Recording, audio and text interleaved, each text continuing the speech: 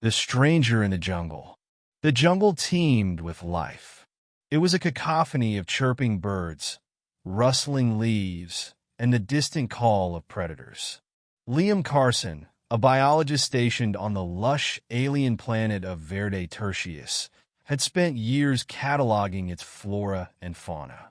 Today, though, the sounds seemed muted, as if the jungle itself was holding its breath. He wasn't supposed to be here. His team had strict orders to avoid the western quadrant of the jungle due to recent seismic activity, but curiosity and a strange energy reading on his scanner had drawn him in.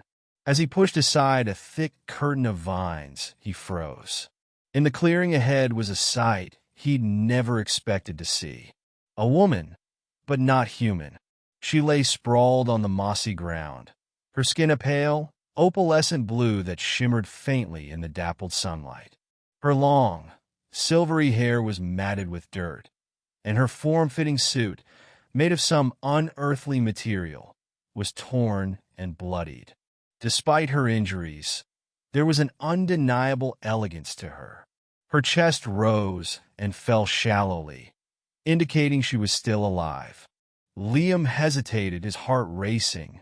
He'd heard rumors of sentient beings on Verde Tertius, but his team had never encountered any.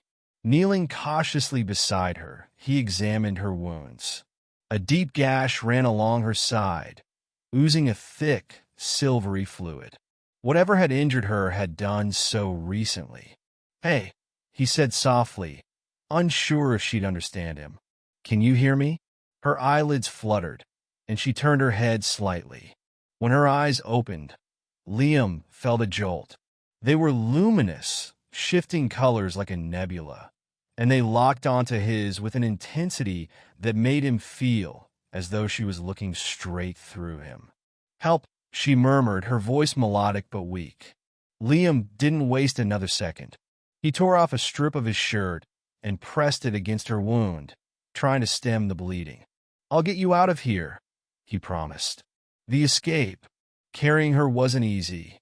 She was surprisingly light, but the dense jungle made every step a struggle.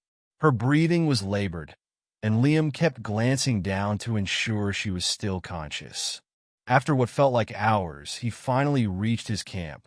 The small outpost was equipped with basic medical supplies, but nothing designed for an alien physiology. He laid her on a cot and worked quickly, cleaning her wound and applying a makeshift bandage. As he worked, she stirred, her eyes opening again. "You are kind," she said haltingly, her voice stronger now, but still faint. "Who are you?" "Liam," he replied, pausing to meet her gaze. "I'm a biologist. I study this planet." Her lips curved into a faint smile. "You should not be here." Liam frowned. "Why? Who are you?" She hesitated, her gaze shifting away. "My name is Elithra. I am a protector. My people, we watch over this world." "Your people? There are more of you." Liam's mind raced with questions. Elithra nodded weakly. "Hidden. We do not interfere unless—" She winced, clutching her side. "Unless what?" Liam pressed. "Unless the balance is threatened." Before Liam could ask more, a loud crash outside made him jump. The ground shook, and the air seemed to vibrate with an unnatural hum. Elithra's eyes widened in fear. "They found me," she whispered. "You must run." "The attack. Who found you?" Liam demanded, but Elithra didn't answer. She struggled to sit up, her markings glowing faintly.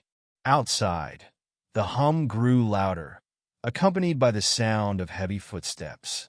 Liam grabbed a plasma cutter from his workbench and moved to the door. Peering out, he saw figures emerging from the jungle. Tall, humanoid, but clearly not Elithra's kind. Their bodies were encased in black, angular armor that pulsed with red energy. They carried weapons that looked far more advanced than anything Liam had ever seen. "Who are they?" he asked, turning back to Elithra. Her expression was grim. "Hunters. They seek to destroy my kind and take what is ours." Then we're not running, Liam said firmly. We're fighting. Elithra's eyes softened. You are brave, but you cannot defeat them alone. She raised a trembling hand, and her markings flared brighter. A surge of energy flowed through the room, and Liam felt a strange warmth envelop him. What did you do? He asked, startled. A gift, she said. To protect yourself. The door burst open before Liam could respond, and one of the hunters charged in. Without thinking, Liam raised the plasma cutter, which now glowed with the same energy as Elithra's markings. He slashed at the hunter, and the weapon sliced through its armor like paper. The hunter fell, and Liam stared at the weapon in disbelief. Elithra's voice pulled him back. More will come. You must leave. Not without you, Liam said, helping her to her feet. Together, they fought their way out of the camp. Liam's newfound strength and Elithra's energy blasts fending off the hunters. It wasn't easy. Elithra was weak, and the hunters were relentless. But eventually, they reached a hidden grotto Elithra directed him to.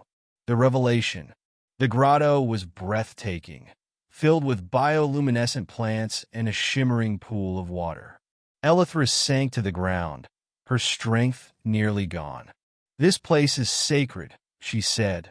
The heart of my people's power. It will hide us. Liam knelt beside her, his heart heavy. Will you be okay? Elithra smiled faintly. You have done more for me than I could have hoped. But there is something you must know. She placed a hand on his chest, and a flood of images filled his mind. He saw a vibrant world, teeming with Elithra's kind, their energy in harmony with the planet.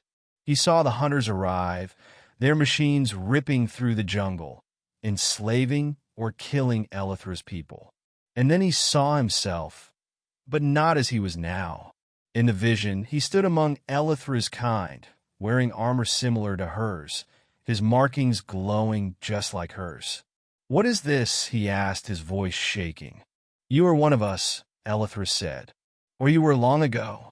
Your spirit was reborn among the humans. That is why you feel drawn to this place. Why you could wield my power. Liam's mind reeled. It seemed impossible. Yet everything he'd experienced, the connection he felt to the jungle, the ease with which he adapted to her power, suddenly made sense. What do I do now? He asked. Elithra's gaze was steady. Protect this world. Protect my people. Our fates are intertwined. The farewell. Elithra's strength faded rapidly, and despite Liam's pleas, she couldn't hold on. With her last breath, she pressed a glowing crystal into his hand. This will guide you, she said. Remember who you are. When she was gone, the grotto dimmed, but the crystal in Liam's hand pulsed with light. He felt a sense of purpose he'd never known before. The hunters were still out there, and so were the remnants of Elithra's people. He would find them. He would protect them. As he stepped out of the grotto and into the jungle, the crystal glowing in his hand, Liam knew his life had changed forever. He was no longer just a biologist. He was a protector like Elithra had been, and he would ensure her sacrifice wasn't in vain. The Stranger in the Jungle is a tale of discovery, sacrifice, and destiny, blending action and heartfelt moments in a lush, alien world.